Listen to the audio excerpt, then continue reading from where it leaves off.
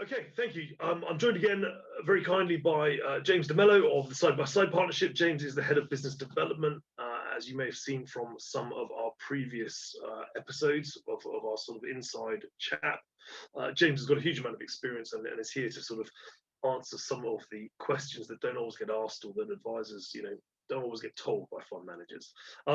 This week, James, in this particular episode, I just want to ask you quickly to comment on valuations, internal versus external. Talk me through that. Valuations are, well, they obviously make a very big difference. They're a big part of the industry.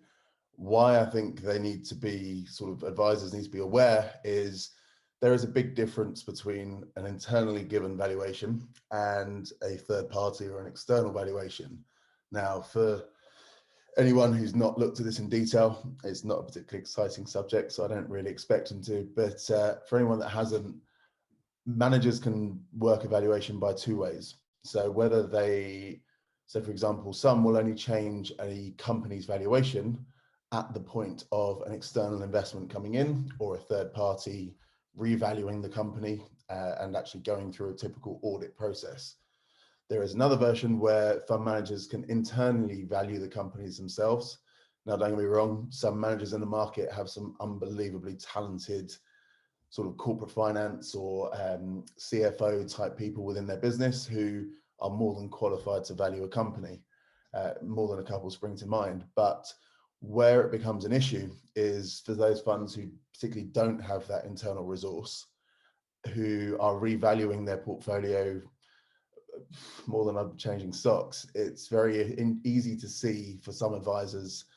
It's quite hard to communicate when it's on the way down, but if you've invested in a company and then 6 months later, I've seen quite a few over the COVID returns type of thing, and 6 months later, portfolio is valued at 4x and clients sat on a paper gain of 400%, but then in another 6 months time, that one of those companies has gone bust.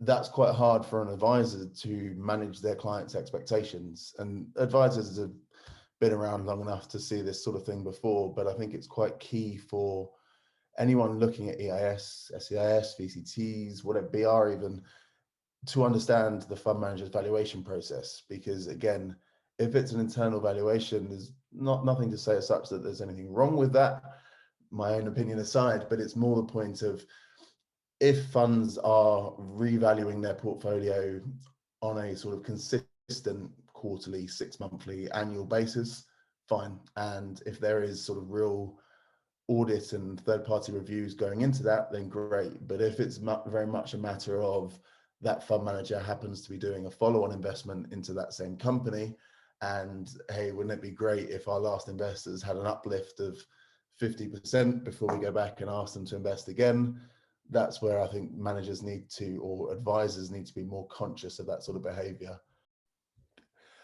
So yeah, so as I mentioned, it's very important for clients to realize and for advisors to realize how managers value their companies. Is their portfolio independently valued by auditors, or by, most importantly, by an external investor coming in? Because if a company's had external investment at a higher or potentially lower valuation, then that's very easy to see that's why the valuation is as such. Whereas if you've got fund managers sort of, it's a Tuesday, let's value this company up or whatever it may be, then again, that can cause problems in the long term, for especially when advisors are trying to have your annual reviews with your investor.